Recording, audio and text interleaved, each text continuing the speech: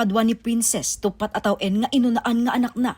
Tugot-tugot na daytoy ang makipagdaldalos iti aglawlaw iti barangay da iti poblasyon Lagayan Abra.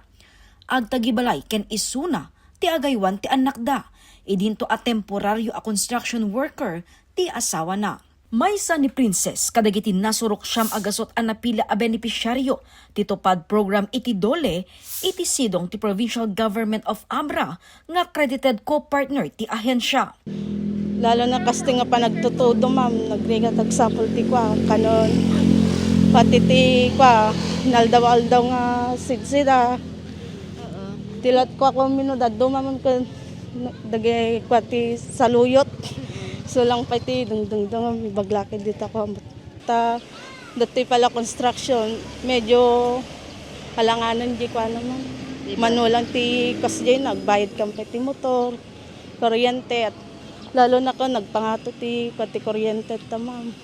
So nga di kit-kitaon na medyo kulang kanya ti makadomingo.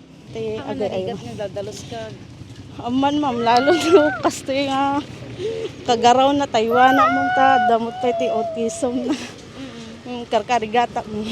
Sipod umuna alawas ti Hulyo nang rugin ang nagtrabaho dagiti 4,765 a benepisyaryo ti tupad program.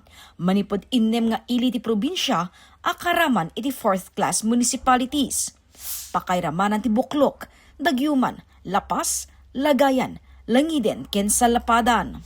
Nabigbig dagiti benepisyaryo ti Lagayan babaen ti family profiling na isubmitar iti dole ken invalidate ti LGU. All sectors iti naala ma'am, adda dagiti solo parents, adamot dagiti senior citizen nga able pa lang agtrabaho nga isu dagi siya inikkan matlaang ni doktor iti medical certificate da nga fit to work da ken dagiti matlaang families nga indigent matlaang. So dagi siya. Indigent ko nata ma'am niya kay sa awan trabaho.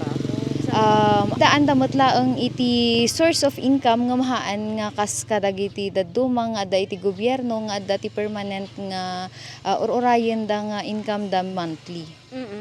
Gagangay nga obraan dati panagdalos iti kanal ken iti aglawlaw, ag maintenance to water system, tree planting ken dadumapay a community projects. The main nga purpose na detoy tupad ma'am is to give emergency employment kadagitoy indigent beneficiaries tayo kadagitoy na either distress or displaced workers tayo dagi siya ma'am iti kuan emergency employment lang isunahaan nga permanent employment. 505 pesos per day minimum wage wenno pakabuklan a 5,050 pesos titangdan dagiti benepisyaryo para iti 10 aldaw a panagtrabaho da. Banag adakkel at tulong daytoy ken ni Princess. Para kanya ma'am dakkel mga banag dayo syempre. Sikam nga kasasi tayong mga babayan ti balay. Iso lang mo ti namnamak nga kwarta dayo ma'am. Di maawat ko ti tupad. Para paggatang mo dagay gatas da. Gatas da palang mga to. At damit iwaywayat ti LGU Lagayan nga skills training ang mabalin a pagrubatan dagiti umili para ti panggepda a long-term livelihood.